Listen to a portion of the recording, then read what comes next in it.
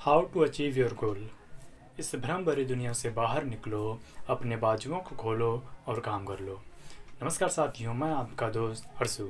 स्वागत है आपका हमारे यूट्यूब चैनल में। दोस्तों, आज की इस वीडियो में बात करेंगे कि अपने लक्ष्य को कैसे पा सकते हैं। इस वीडियो में 4 स्टेप में आप जानेंगे कि अपने लक्ष्य को कैसे एक क्लैरिटी के साथ आगे कर सकते हैं। एक गोल स्टेटमेंट कैसे इसमें आप बना सकते हैं। दोस्तों, इस वीडियो में अंत तक बने रहिए और पूरा वीडियो देखने के बाद ही आपको पता चलेगा कि आप अपने लक्ष्य को एक टाइम टेबल, एक प्लान कैसे बना सकते हैं। आइए इस वीडियो को शुरू करते हैं। फर्स्ट स्टेप से स्टार्ट करेंगे। फर्स्ट स्टेप है कि अल्फा मोमेंट। अल्फा मोमेंट में क्या क्या चीज़ें हो सकती हैं। अल्फा मोमेंट मतलब सबसे पहला चरण मेंटल सेट। अपने दिमाग में वो चीज़ें सेट करिए कि आपको क्या करना है, उसके बाद क्यों करना है और कहाँ तक आपको कैसे जाना है।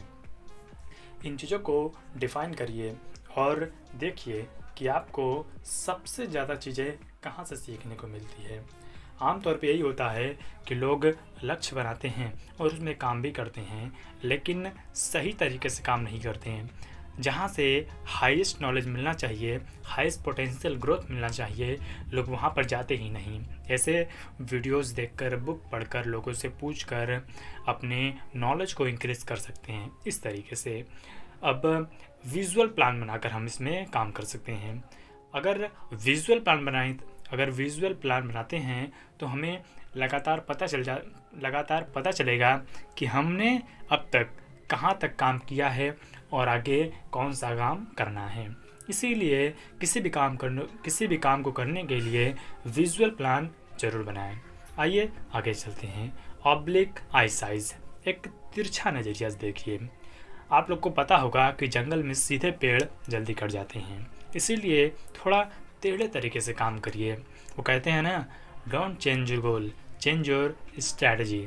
तो एक ऑब्लिक आई साइज बनाइए अपने गोल को लेकर कि हाँ, काम तो करना है लेकिन अलग तरीके से, अलग प्लान से, अलग स्ट्रेटजी के साथ अगर करेंगे तो पक्का होगा। और इंट्रैक्शन की बात करें तो आप अपने लक्ष्य से, आप अपने गोल स्टेटमेंट से लगातार इंटरेक्ट करते रहिए।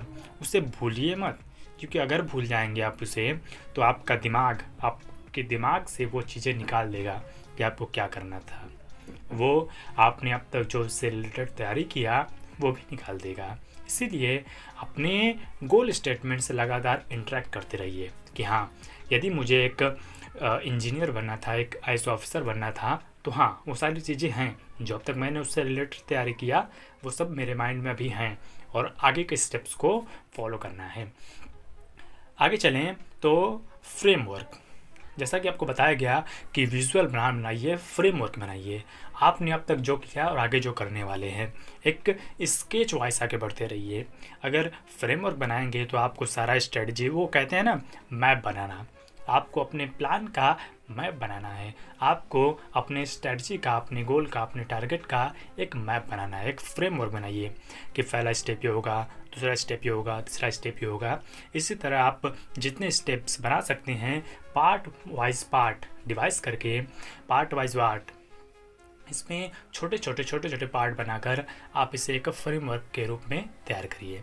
अगर आप इस पर काम करेंगे तो ज़रूर है कि आगे होता चला जाएगा। आइए नेक्स्ट स्टेप चलते हैं। दूसरा स्टेप बीटा मोमेंट।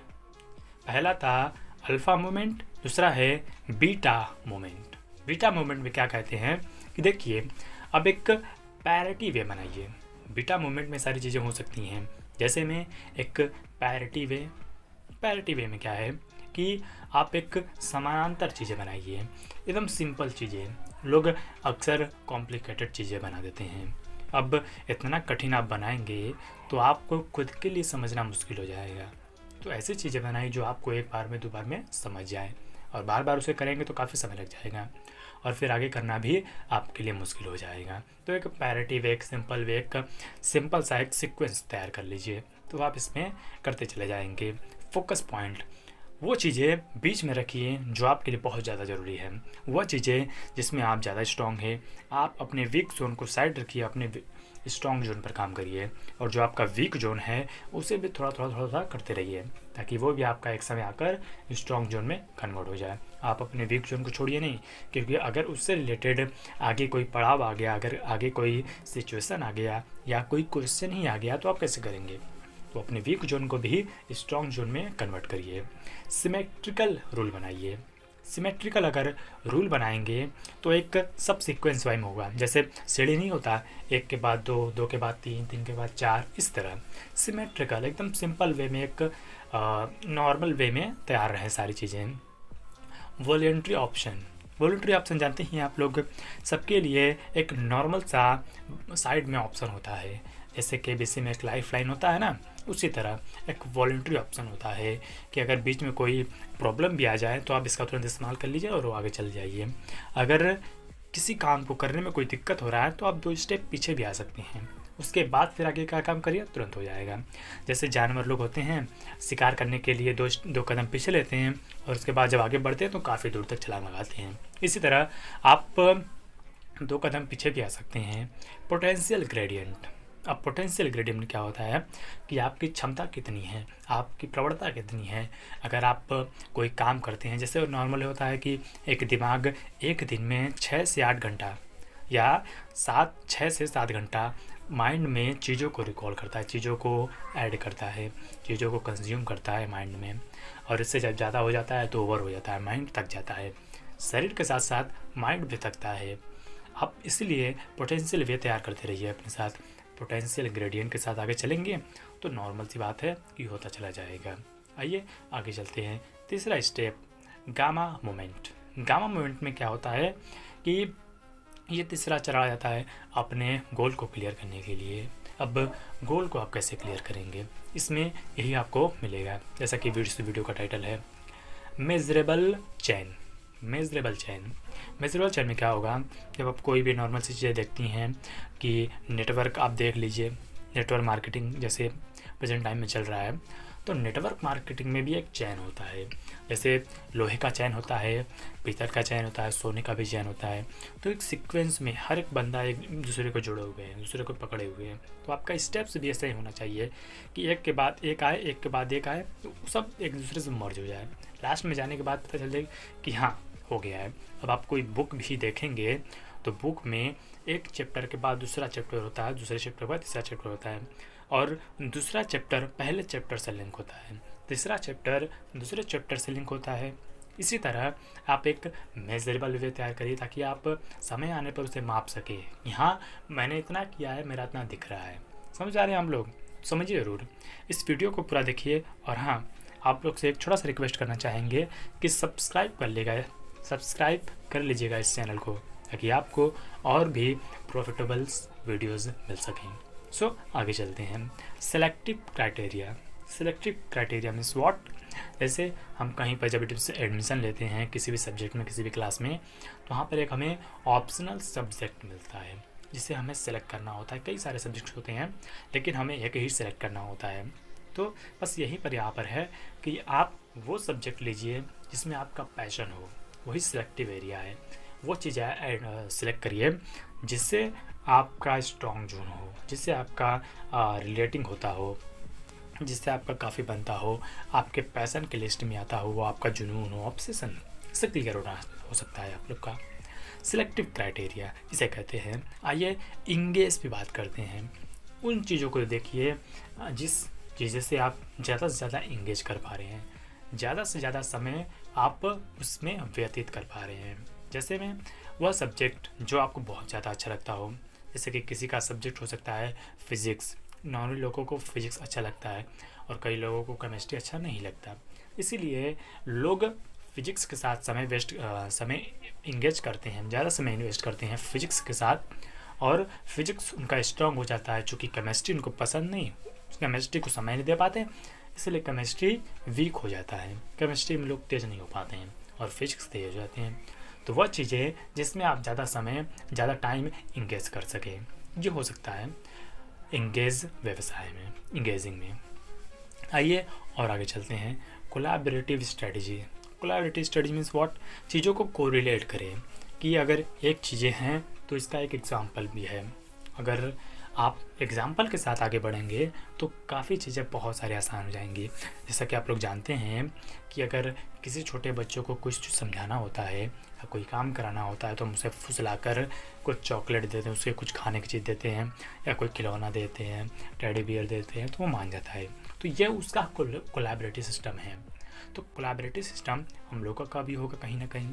तो इसमें सारे इंसान वैसे ही होते हैं।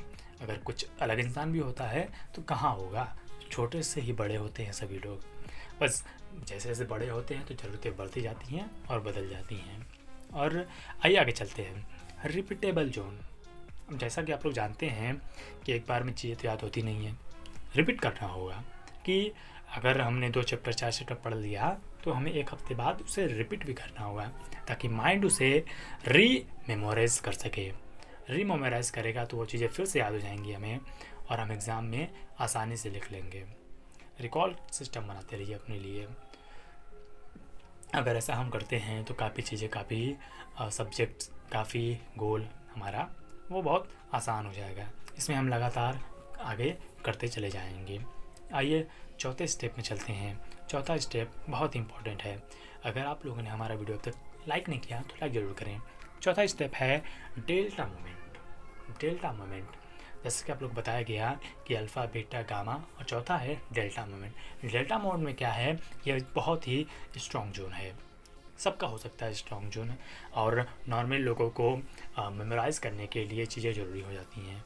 ये अगर सही समय पर यह नहीं किया गया तो कैसे होगा। जैसे जब हम लोग एग्ज़ाम देने जाते हैं तो एग्ज़ाम देने से पहले एक दिन पहले चीज़ों को बहुत बार हम लोग पढ़ते हैं और रिपीट करते हैं, लगातार पढ़ते हैं, कई बार पढ़ते हैं, फिर जाते हैं एग्ज़ाम में देने के लिए। और इतना पढ़ने के बाद एग्ज़ाम काफ़ी हद तक अच्छा भी आता है और जिनका मेमोरी तेज हो जाता है वो चीज़ों को बहुत जल्दी कर लेते हैं। इसमें देखिए क्या क्या चीज़ें आती हैं। रिकॉल सिस्टम है, फीडबैक यू सेल्फ है, अपने आप से फीडबैक लीजिए कि आपने कितना आप तक पढ़ा, कितना आप लिख सकते हैं। और सिंपल सीक्वेंस में लिखिए ताकि आपके टीचर्स को, आपके गाइडर को कुछ समझने में आसानी हो। एक इमेज फॉर्मेट तैयार करिए अपने लिए ताकि आप लिख सकें कोई भी चीज़, आप कोई भी चीज़ लोगों को समझा सकें। एक कंज्यूमिंग पावर अपने लिए बनाए रखिए ताकि अगर कोई क्वेश्चन पूछ भी ले तो आपको उसे कंज्यूम करके, उसे रीस्टार्ट करके आप अपने वे में लोगों को बता सकें। अब किताब का पढ़ा हुआ तो सबको याद होता नहीं है, और याद भी होगा तो क्या फ़ायदा, आप वर्ड टू वर्ड नहीं बता पाएंगे ना। तो आप कंज्यूमिंग पावर का यहाँ क्या मतलब हो सकता है कि अगर आपने कोई क्वेश्चन पढ़ा, कोई बुक पढ़ा, कोई चैप्टर, कोई भी टॉपिक पढ़ा, तो आप उसे अपने वे में समझाइए, समझने के बाद अपने वे में समझाइए। और अगर आप ऐसा करते हैं तो जाहिर सी बात है कि आपको अच्छा मार्क्स मिलेगा, आप प्रमोट हो सकते हैं, प्रमोट कर सकते हैं, लगातार आपको प्रमोशन मिलता चला जाएगा। लोगों को यही चाहिए होता है, क्योंकि लोग कहते हैं कि वेल फॉर्म माइंड चाहिए, वेल फिल माइंड नहीं चाहिए, वेल फॉर्म माइंड चाहिए, वेल फिल माइंड नहीं चाहिए। तो दोस्तों, उम्मीद है कि यह वीडियो आपको बहुत अच्छा लगा होगा और ये स्टेप्स जो आपको बताए गए हैं, अल्फ़ा बीटा गामा मोमेंट्स, ये स्टेप्स आपको कैसे लगे, ये वीडियोस आपको कैसा लगा, कमेंट करके ज़रूर बताएं। और आप लोगों से एक छोटी सी रिक्वेस्ट है कि यह चैनल सब्सक्राइब कर लें ताकि हम आपके लिए और भी बहुत सारे मोटिवेशनल्स वीडियोस बना सकें। तो दोस्तों, आप सबका हृदय की गहराइयों से विनम्रतापूर्वक बहुत बहुत धन्यवाद। Love you all friends, keep watching.